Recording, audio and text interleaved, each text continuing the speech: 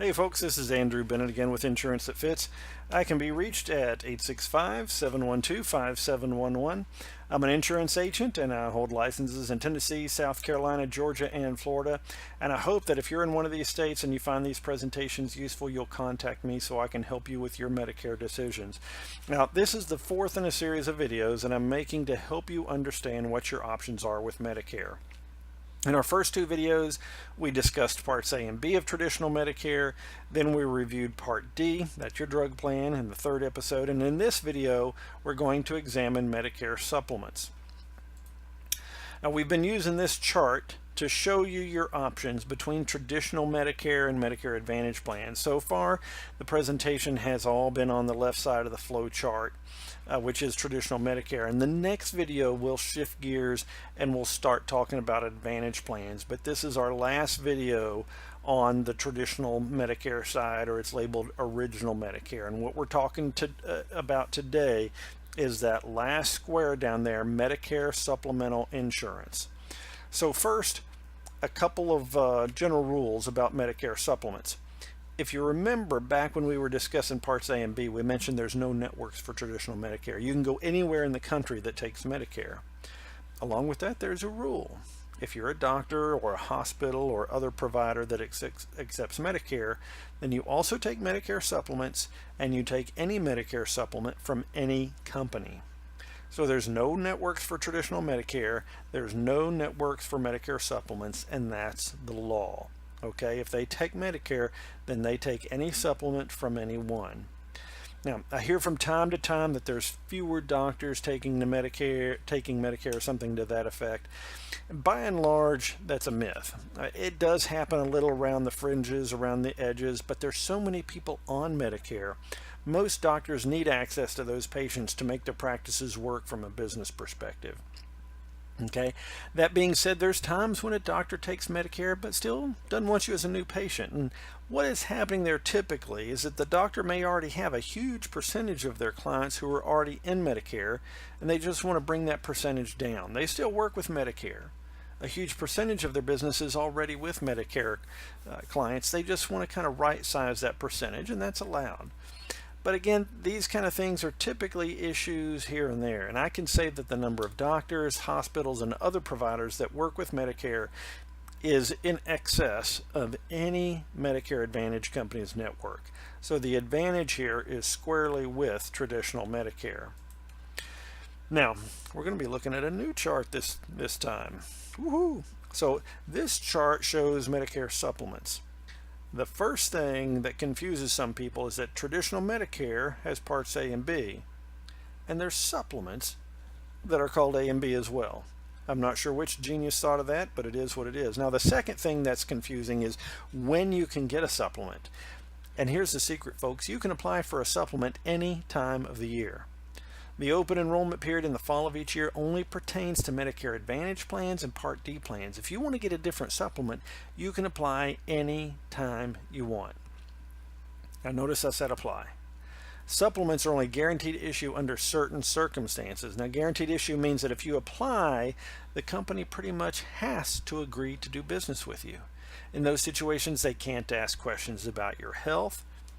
The main time when that's the case is when you're turning 65, and your window of opportunity is the 3 months before the month of your birthday, the month of your birthday, and 3 months after. Okay, a 7-month period. That's your window of opportunity when you're guaranteed issue.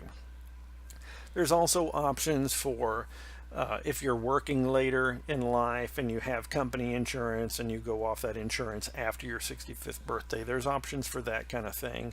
There's options for if your Medicare supplement company decides to go out of business or this or that, that you're also guaranteed issue. But the main one that most people encounter is when they're turning 65. So you want to make sure that you choose something you can live with and that your budget will allow for throughout your retirement. So let's talk about a few specific supplements. First, the Cadillac plan. That's the F there right in the middle of the page. You may notice the F covers 100% of everything and up to 80% of foreign travel. Now, for you travelers out there, Foreign travel through your Medicare supplement typically has about a $50,000 lifetime maximum, and there's a lot of stuff it doesn't cover. So if you're traveling overseas, I'd recommend getting a medical travel plan. They're cheap, and if something big happens overseas, it can help you out. Back to the supplement. That's our main thing. The F supplement is the most popular supplement. And for a non-smoker turning 65, that should be somewhere in the neighborhood of, say, $135 plus or minus a couple of bucks here in East Tennessee. Maybe a little more in Florida. Different rates, different states. Okay. It's important to note that these supplements are what's called defined benefit plans, all of them, not just the F. And what that means is what the plan covers has been defined. And what that means, the benefit of that, is that everybody's F plan, for example, is just the same as everyone else's F plan. So an F from Medico is the same as an F from Philadelphia American, is the same as an F from Blue Cross, is the same as an F from Humana, and on and on. Okay? So when you're shopping for a supplement, you need to think about three things. First, which supplement do you want? Second, who has a competitive rate? And third, what is their history of rate increases? You might have some companies that come in with a really, really low rate, but then they jack it up 10, 12% every year. You might have another company that comes in a bit higher, still competitive, but only raise their rates 3 to 4% a year. Those are the companies I work with. I do my best not to put anybody with a company that's going to come in low ball, and then people are going to see these 10, 12% rate hikes year after year after year. That is not what I'm in business to do. Okay. Now let's talk about a few other supplements and what some of these benefits mean. So I mentioned that the F was the best-selling supplement. The next best-selling supplement is the G. So as you notice, the G covers just about everything the F does, but it doesn't cover the Part B deductible. The Part B deductible, if you remember, is only $183. So if you can save more than $183 a year in premium from the G as compared to the F, then hey, why not go with the G? Well, I can tell you, it really just depends on your perspective and your budget. Some people look at those few extra dollars a month for the F and they say, hey, I can save that money. And others say, hey, for just that difference, I don't have to mess with any payment at all. And they just kind of see it as a convenience charge or something. They like the idea of not having any out-of-pocket cost at all. Now, the third most popular supplement is the N, and that's the one on the far left. I forgot to make a box around it. So you might notice that the N has some asterisks. See, on the far right-hand side, I might have said left a second ago, on the far right-hand side, the second box down, 100%, and then you see those two asterisks. So you can read the footnote, and what the footnote says is that after your deductible, you might have to pay about $20 per visit to go to the doctor. Okay, so it doesn't cover the deductible or excess charges, but since it covers less, it costs less. An N might only cost $80 to $90 a month.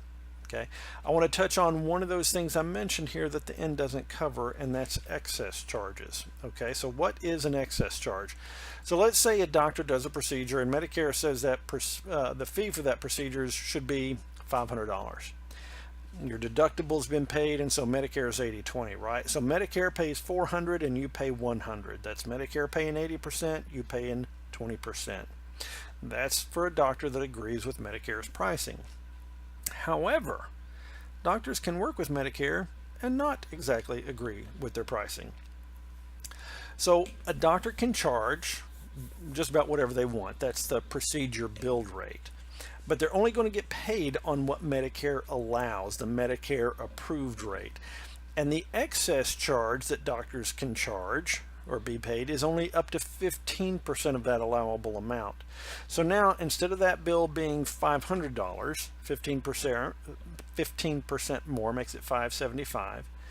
Medicare is still going to pay that $400, but now you get stuck with $175. Now, at this time, there's not a huge number of doctors that charge excess fees. Many of them don't even know that they can. I think that as doctors realize they can and they continue to be less than satisfied with Medicare reimbursement rates over time, they're going to be more and more likely to charge those excess charges, and it's something that only the F and the G cover. Now, I want to touch on one last supplement before we move on to our next video on Medicare Advantage plans. Notice the F also has an asterisk up there at the top. There's actually two Fs. There's the regular F we already discussed, and there's another one called the HDF. Whereas the regular F is the most expensive supplement on the page, and it's still pretty reasonable, I think, because it covers everything from the first cent you're billed. The HDF is typically the least expensive supplement on the page. And what the HDF does is it effectively gives traditional Medicare an out-of-pocket maximum. Okay, traditional Medicare is your primary coverage, and it just runs along like it runs. You pay your $183 deductible and your 20% and possibly any excess charges, and you might pay all or a portion of your Part A deductible if you're hospitalized. But once you've paid out a total of $2,200, then the HDF kicks in and pays 100% of all the remaining legitimate bills for the rest of the year. Now, I said $2,200 and the slide showed $2,180. $2,200 is actually the 2017 number. So you can tell from the slide to now there's been just a very moderate increase in that number. Okay, and that number, most all these numbers change a little bit each year, remember. So think about this. Do you remember what I said you could get for $600 a month if Medicare did not exist? It'd be a policy with an out-of-pocket maximum approaching $7,000. Well, the HDF for someone aging into Medicare should be around $40 a month here in East Tennessee. So the F is a little under 140, which I think is good. The HDF is around 40. Now, with the HDF, you're obviously going to have some out-of-pocket costs, but you have a very low out-of-pocket maximum and a very low monthly premium. So I think the HDF is there in the sweet spot, balancing the premium and the out-of-pocket cost. And I sell more of them than any other agent I know. Why? Mainly because I actually tell people about them. See, us agents were paid as a percentage of your premium. The larger your premium, the larger our paycheck. So why would any agent even bother to sell the least expensive supplement on the page? Well, two reasons. First, I think it's just the right thing to do. You need to know all your options. Second, now you can afford a dental plan, or you can afford a life insurance policy, or you just have more room in your budget for coffee, or whatever, okay? So all of us can use more room in our budget. And third, I want the referral as much as I want the sale.